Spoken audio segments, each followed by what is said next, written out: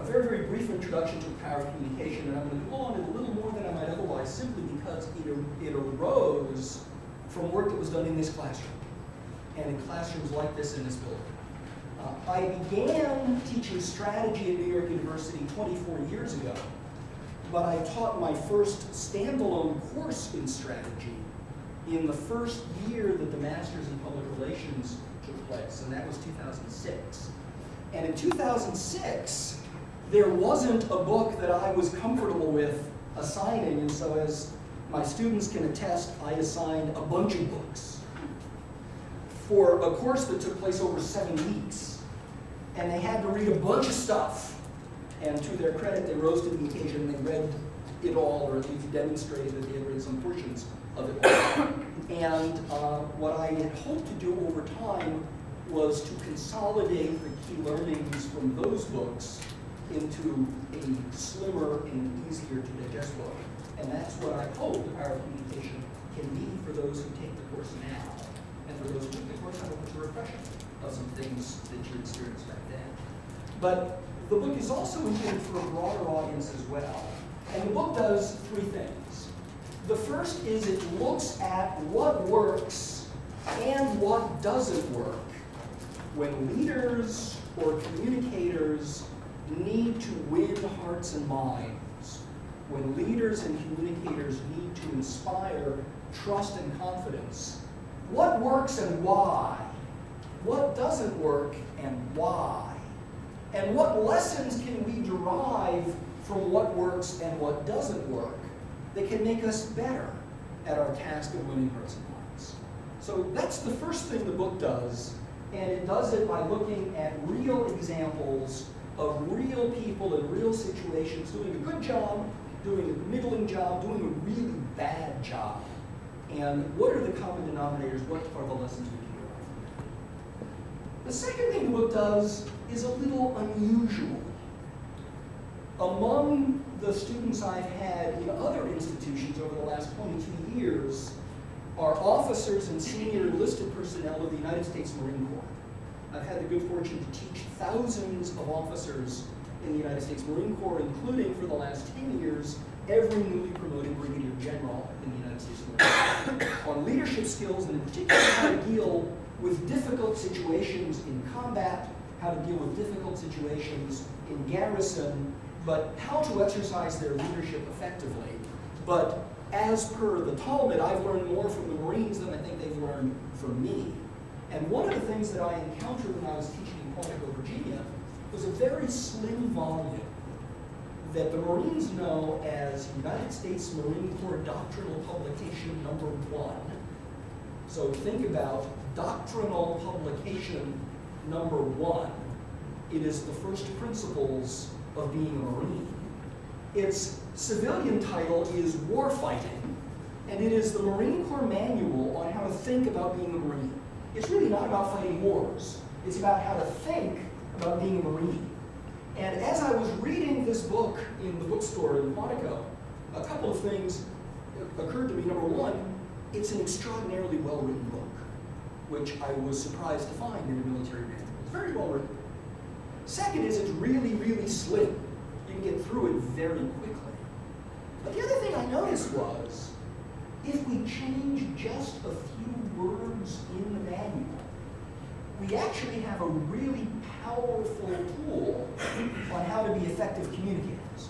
So I experimented just changing a couple of words in the manual. Change the word war to communication.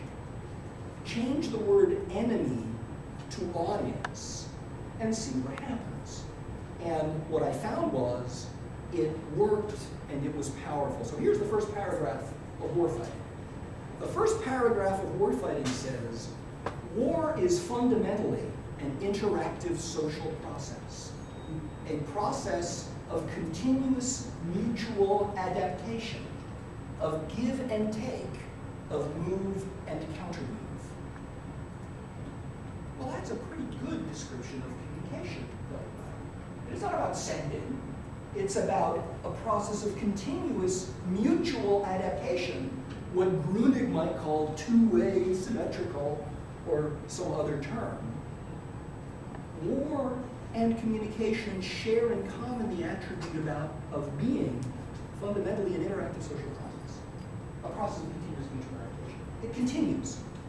It is a fundamental mistake to think of the enemy, I say the audience, as a passive entity to be acted upon, but rather as a living, breathing collection of human beings with their own ideas, with their own capacities, with their own plans, with their own hopes. And it's a mistake to think that your enemy thinks the way you think. It's a mistake to think that your audience thinks the way you think. It's a mistake to think that your audience makes decisions the way you make decisions, cares about the things you care about. And what I found was simply by changing a few words, we could put together a powerful conceptual framework that helps both PR professionals and leaders of complex organizations better understand what it takes to be good leaders, better understand what it takes to be good communicators. So as an experiment, I assigned warfighting to my students as the first thing they read before the first class. And I have to do a hearty thank you shout out to Professor Gourley.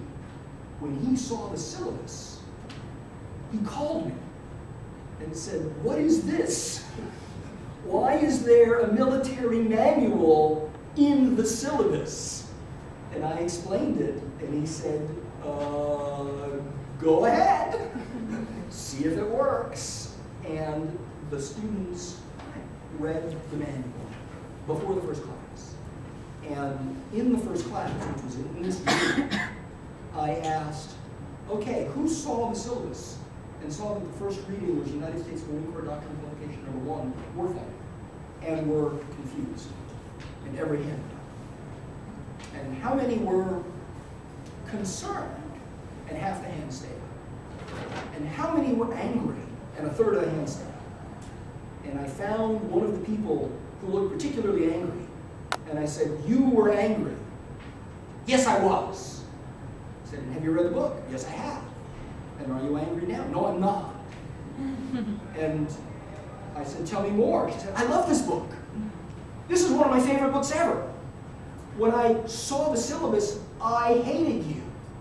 When I saw the syllabus, I thought you were pushing pro-war propaganda on us. I thought you were a tool of the Bush administration." I said, "And now?" She said, "I want more of this book. I've given copies of this book to my family." By the way, that student is now a professor in our program. Yeah, I won't say which one, but she's a professor in our program.